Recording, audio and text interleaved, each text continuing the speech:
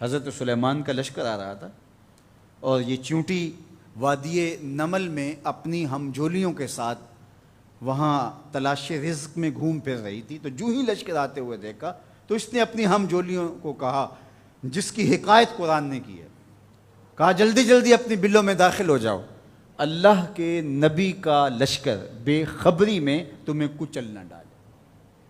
کئی میل دور سے چیونٹی کی اس آواز کو حضرت سلیمان نے سنا. قرآن بتاتا ہے فَتَبَسَّمَ ضَاحِكًا مِّن قَوْلِهَا، اور اس چیونٹی کی اس بات کو سن کر پیغمبر کے چہرے پہ ہنسی آ گئی، مسکراہٹ آ گئی کہ یہ کیا بول رہی ہے. اللہ اکبر. چیونٹی کو پکڑ کے کان کے پردے پہ بھی ڈال دو تو آپ پھر بھی نہ سمجھ پائیں کہ وہ کیا بول رہی ہے. لیکن اللہ کے پیغمبر کی شان یہ ہے کہ کئی میل دور سے وادی نمل میں بولنے والی چیونٹی کو جو بول رہی ہے وہ بھی سن رہے ہیں اور اس کا جو مفہوم ہے وہ بھی سمجھ رہے ہیں. یہ پیغمبر کی شان ہے. کبھی بھی پیغمبر کو اپنی ذات پہ قیاس کرنے کی غلطی نہ کریں. نہ پیغمبر ہمارے جیسا ہے نہ ہم پیغمبر جیسے. ایک شخص نے روزہ رکھ لیا تو گرمی تھی، چلاتی دھوپ تھی تو وہ بے ہوش ہو گیا. تو لوگ اس کے اوپر کپڑا تان کر کے کھڑے تھے سائے کیے ہوئے. تو حضور گزرے تو فرمایا کہ یہ کیا ہے؟ تو کہا کہ اس نے روزہ رکھا تھا تو اس کی وجہ سے یہ نڈھال ہو گیا. فرمایا کہ اس کو کس نے کہا تھا روزہ رکھا؟ وصال کا روزہ رکھا. وصال کا روزہ ایک روزے کے بعد پھر اسی پہ تسلسل کے ساتھ دوسرا روزہ. تو کہا حضور آپ جو رکھتے ہیں. تو اس نے بھی پھر دیکھ کے رکھ لیا. تو آقا کریم علیہ الصلوۃ والسلام میں ایکم مثلی، تم میں سے میری مثل کون ہے؟ ایکم مثلی، تم میں سے میری مثل کون ہے؟ اور ایک دوسرے مقام پہ آقا کریم نے فرمایا لستو کہیاتکم، میں تمہاری طرح نہیں ہوں.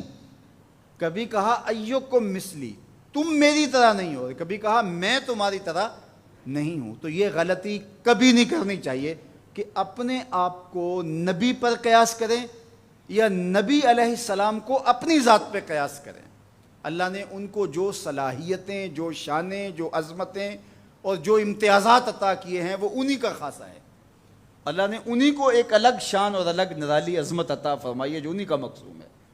اب چیونٹی کتنے میل دور سے اپنی ہمجولیوں سے بات کر رہی ہے.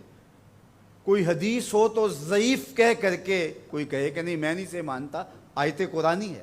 فَتَبَسَّمَ ضَاحِكًا مِّن قَوْلِهَا، چیونٹی کی اس بات کو سن کر اللہ کا پیغمبر مسکرانے لگا کہ یہ کیا کہہ رہی ہے. اللہ اکبر.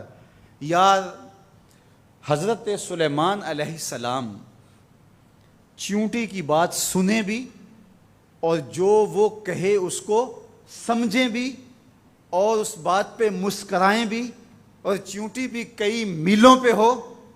یہ شان اس پیغمبر کی ہے کہ جو مسجد اقصی میں تیرے نبی کے پیچھے مقتدی بن کے کھڑا ہو. جب مقتدی کی سماعتوں کا یہ عالم ہے تو مقتدا کی سماعتوں کا عالم کیا ہوگا. اس لیے میرے اور آپ کے آقا و مولا نے ارشاد فرمایا جو میں دیکھتا ہوں وہ تم نہیں دیکھ پاتے، جو میں سنتا ہوں وہ تم نہیں سن پاتے. تو جب سلیمان علیہ السلام اتنی دور سے چیونٹی کی آواز کو سن بھی لیں اور اس کی سرسراہٹ کے مفہوم کو اخذ بھی کر لیں اور اس پہ آپ جو ہے وہ جواب بھی دیں، فَتَبَسَّمَ ضَاحِكًا مِّن قَوْلِهَا، تو پیغمبر چیونٹی کی آواز کو سن لے تو مدینے والا امتی کی آواز کو نہیں سننے گا. تو یہ شان ہے خدمت گاروں کی، سرکار کا عالم کیا ہوگا. اللہ نے شان عطا کی ہے، اللہ نے عظمت عطا کی ہے. اب اس چیونٹی کو امام راضی کہتے ہیں قیامت تک آنے والی چیونٹیوں کا سردار بنا دیا. کیوں؟ اس لیے کہ اس چیونٹی کو اس بات کا علم تھا کہ اللہ کے نبی کا لشکر جان بوجھ کر ننھی جان کو بھی ضائع نہیں کر سکتا. یہاں ایک لمحے کے لیے رکیے اور اس مفہوم کو اچھی طرح ذہن میں اتار لیجئے، اپنے اندر راسخ کر لیجئے.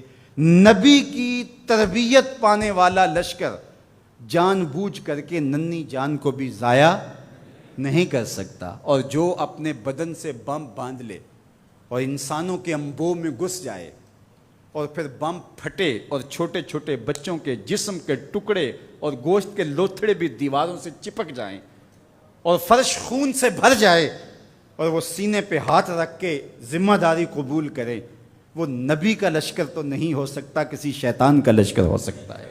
تو اس چیونٹی کو اللہ تعالیٰ نے قیامت تک کی چیونٹیوں کا سردار بنا دیا۔ قرآن مجید کی 114 سورتوں میں سے ایک سورت کا نام اس چیونٹی کے نام پہ رکھ دیا۔ کتنا بڑا اعزاز دیا اس چیونٹی کے نام پہ۔ سورہ النمل ذات کی چیونٹی ہے، لیکن پیغمبر کے تربیت یافتہ لوگوں کے مزاج کو جانتی ہے۔